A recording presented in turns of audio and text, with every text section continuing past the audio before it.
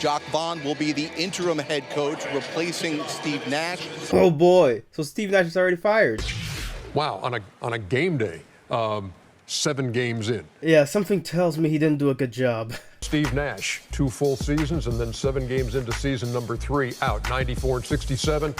Couple of trips to the playoffs, knocked out in the conference semis, knocked out in the first round. In this video, we'll look at particular moments that may have hinted us that, yeah, this was over. When I saw Steve Nash get thrown out the game the other day, I said, here's the writing. Yeah, so this happened a week ago where Giannis, he pushes off Patty Mills. Steve Nash gets angry about it, and yeah. Player was knocked down by Giannis. And off the rebound, and we're going to get a technical foul. Steve Nash was working for that, and now he's incredulous. Mark Jones with a great call, and we get this great shot of Steve Nash just going irate. Oh boy, he's going crazy. And I think he got a second technical. His night may be over. And I think Kenny hit it on the head here. Steve Nash, at that point, you could tell he did not look the same. Because that was uncharacteristic of Steve Nash, you know, throwing things, leaving the game, showing that type of emotion. What made him a great player to me with Steve Nash was his ability to stay cool in those moments. And so I saw something different, and I knew you could see something coming. In order to win, your team has to be functional.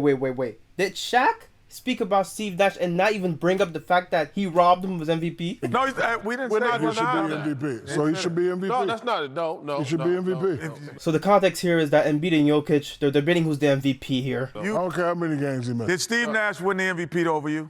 Yeah. Because he was a better player than you. Because he had a better record. But Steve Nash has never been the most dominant. I just want to ask. It ain't just about dominant. That's nothing to do with the argument that I was going with. That's what MVP mean to everybody else. No, that's not. If it meant that everybody else, you would have won it. You little weaklings in the media who never played the game. I told you. I never thought you was going to make it. A flash in the pan. Well, guess what? Well, this says I made it. You see this thing over here shining? Man, Shaq really loves to flex his rings in front of anybody that cares to even see it. Now, look, star Charles Barkley also said something that I think was right. First of all, Steve Nash is a scapegoat. Let's get that out of the way. Steve Nash is a scapegoat for these players acting like idiots and fools. It's really starting to be a joke. This whole Brooklyn, it's past being a joke. Just think about how they fired him and who they're about to hire next. This is just nuts, honestly. Sean Marks, the general manager of the Nets, vehemently denying multiple media reports that he has already tabbed former Boston Celtics head coach Ime Udoka as his next head coach. At this point, we all know the Nets PR team told Marks to not say anything about Ime Udoka. They already have enough troubles as it is. It's just a bad look. And from a public perception, you let these players run this man off his job because they were acting like fools. The players, this is all on Kevin Durant and Kyrie Irving and Ben Simmons. Now, this is really where the conversation needs to be more on. I don't know if Steve Nash is Red Auerbach or whatever. This thing was never going to work when he said, we don't need a coach. It's not like we have a coach, like we're all the coach. We're all the coach. Kyrie had said. Oh, I'm so glad they mentioned this. Oh, you don't think I have the receipts for this too? Tell us about the secret meeting where y'all hired him Relax, the team or whatever the narrative is. With all the hoopla at the time, they knew what was coming to them. And obviously they were trying to, play PR, so to speak. We have been planning a change maybe for the last few months. That was fucking crazy. Maybe for the last few months. Maybe for the last few months. But first off, I want to give a shout out to Kenny Atkinson because, some people came out and was like, yo, Kai and KD got Kenny fired. And look, that was completely false. Listen. Now, the way Kyrie talks about this is weird. Kenny was great for the group that he served. And I was very appreciative of what he was giving us. We always heard how great Nash was or saw how great Nash was as a player.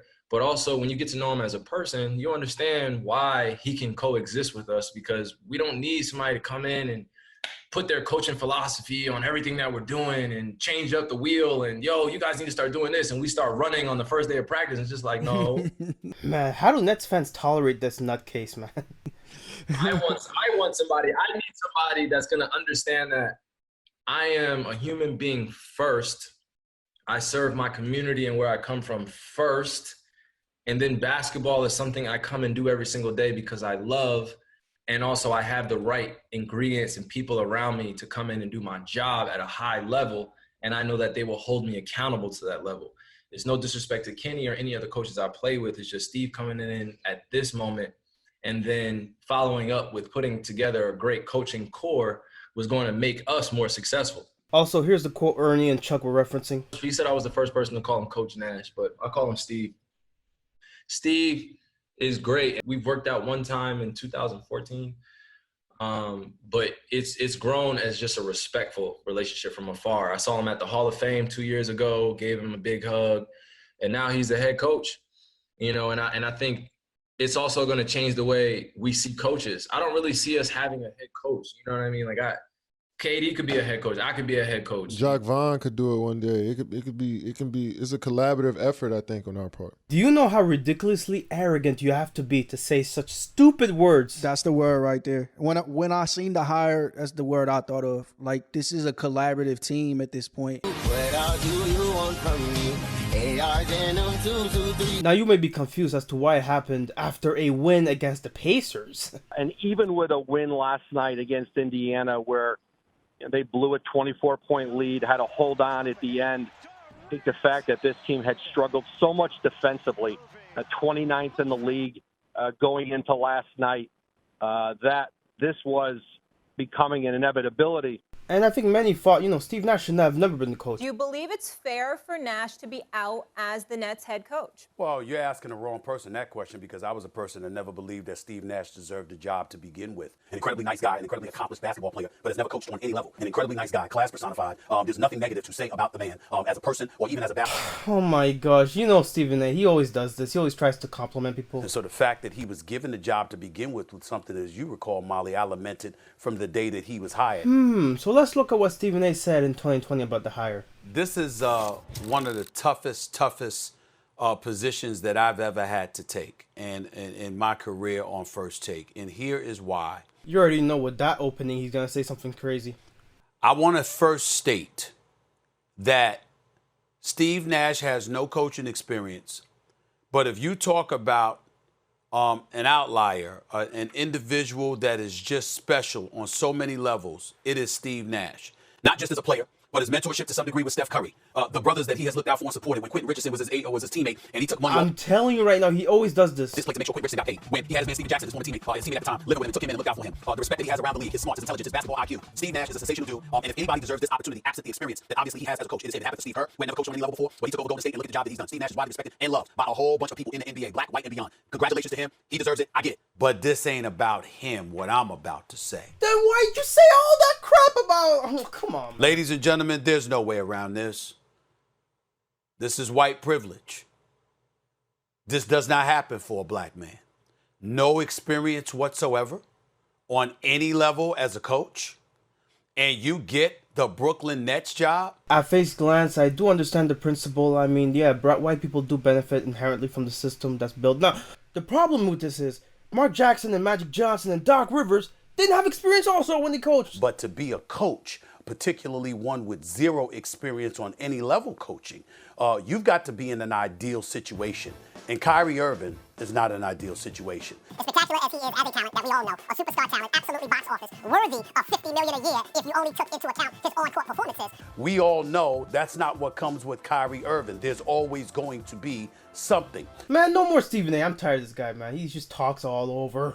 You mentioned that Kyrie is not a tradable asset. That's probably right. He is a cuttable asset, and there are a lot of people suggesting that at this point they would be better off doing that. What is your sense of that? It just feels like if you're Joe Tsai, you're all in right now. Like, here's what I am going to say: is Ime Udoka a coach that can potentially change the culture? Yes. Does he give you a higher winning probability than Steve Nash? Yes. But it does feel like, and this is coming from a New Jersey Nets fan, Greeny, it feels like the Nets are the black eye of the NBA. Yeah, I agree with that. As a Raptors fan, they suck. It feels like they are the most unlikable team maybe in the history of basketball. You tell me how you root for this team. I mean, there are a lot of questions around what happened with Kyrie over in the last couple months, over the last couple of years. KD giving the ultimatum to Joe Tsai about, hey, it's either me, Steve Nash, or Sean Marks. People are asking, is there a coup going on? You bring Ime Udoka. And here's the thing about Ime Udoka. Like I said, great coach. But think about this for a second. The Boston Celtics gave him up with no trade compensation. Yeah. Zero trade compensation. For a little context here. Celtics, yeah, they traded Doc Rivers for a pick. But they didn't do that for Udoka. Why is that?